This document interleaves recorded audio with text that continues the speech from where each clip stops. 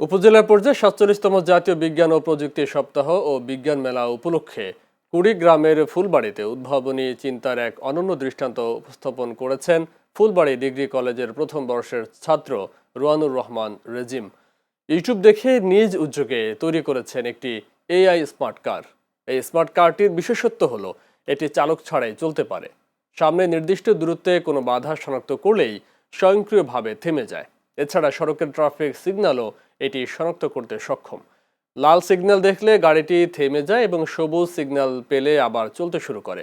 তরুণ উদ্ভাবক রুয়ানুর রহমান রেজিম জানান, ইউটিউব দেখে চায়নার প্রতি লক্ষ্য রেখে আধুনিক প্রযুক্তির প্রতি আগ্রহ থেকেই তার এই উদ্যোগ।